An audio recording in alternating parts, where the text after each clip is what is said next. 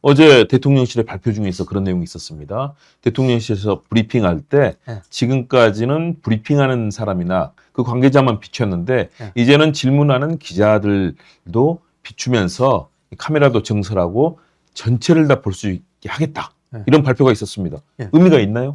그럼요. 의미가 있죠. 자, 뭐 백악관 기자회견하는 거 많이 보셨죠? 봤죠? 네. 네. 백악관에 보면은 이제 트럼프 대통령이 외국 정상과 회담할 때 이제 소파에 앉아 있고 기자들이 쭉 서가지고 서로 주거니 받거니 질문하지 않습니까? 그러면은 이 트럼프 대통령이 이야기하는 것도 카메라가 비추지만은 기자가 질문하는 것도 비추고, 다음에 백악관의 브리핑룸에서 백악관 대변인이 수십 명의 백악관 출입 기자들하고 질의응답하는 거 보세요.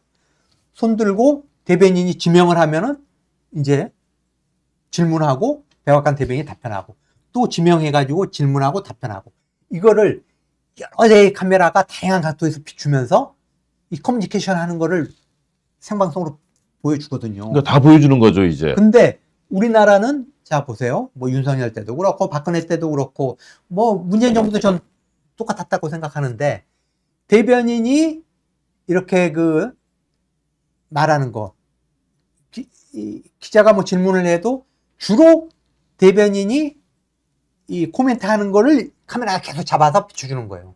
그러니까 어떻게 보면은 국민들 입장에서는 좀 일방적인 소통으로 비춰질 수가 있는 거죠.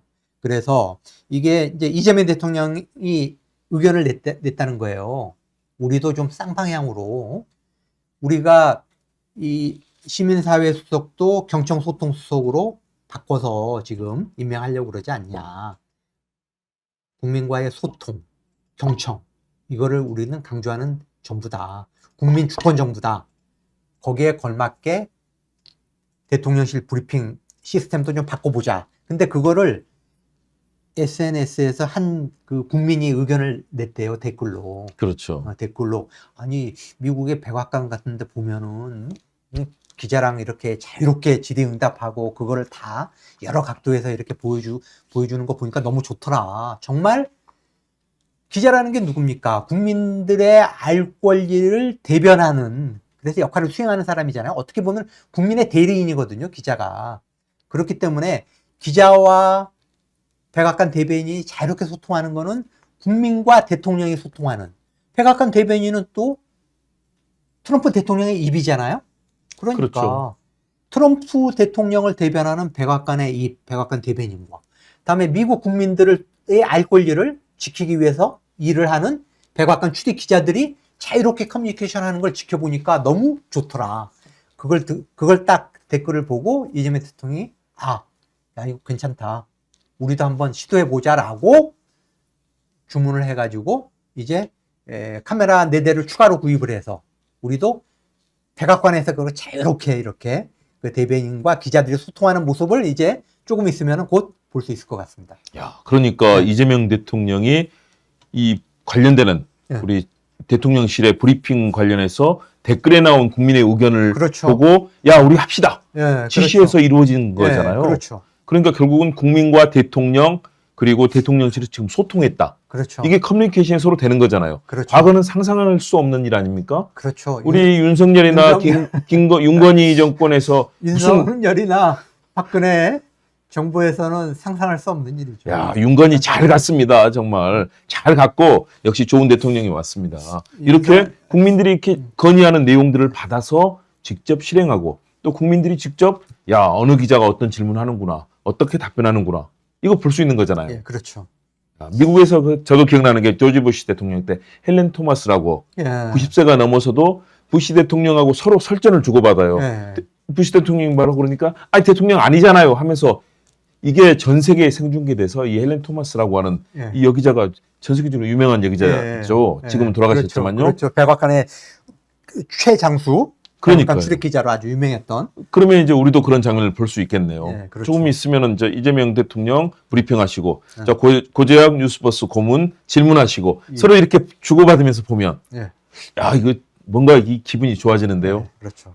아니 그래서 좀 이렇게 우리도 좀 이렇게 국민들한테 어떤 인지도를 높일 수 있는 스타 기자도 좀 나오고, 그럼 얼마나 좋습니까? 과거 노무현 대통령 참여정부 시절에도 네. 사실은 매일매일 브리핑을 하면서 네. 저도 매일 질문을 꼭 3개 쓰겠어요. 그래서 네. 제 별명이 질문 3개였습니다. 어. 매일매일 그때 우리 청와대 대변인에게 네. 질문을 했었거든요. 네. 자꾸 질문하고 답을 찾고 국민이 궁금한 것을 예. 물어보는 언론의 역할. 예. 이 권력이나 자본에 따라가고 예. 눈치 보는 그런 갈라치기 하는 예. 갈등을 조장하는 언론이 아니라 예. 진정으로 국민의 의견을 듣고 국가에 질문하고 권력에 질문하는 언론. 이게 필요한 거 아닙니까? 예, 맞습니다. 우리 뉴스버스가 지향하는 바입니다. 예, 맞습니다. 고재학 고모님께서 맨 선두에 계십니다. 사실 대통령실 브리핑룸이라고 하는 게 대통령실의 브리핑 시스템이라고 하는 게 중앙부처, 다음에 지방정부, 다음에 공공기관 이런 데 굉장히 하나의 그 모델이 되는 거거든요. 그렇죠. 굉장히 큰 영향을 미칩니다. 그래서 저는 이 대통령실 브리핑룸이 좀 더 많은 기자들한테 좀 개방이 되고 뉴스버스 같은 이런 그 정말 정론을 추구하는 탐사보도에서 아주 네.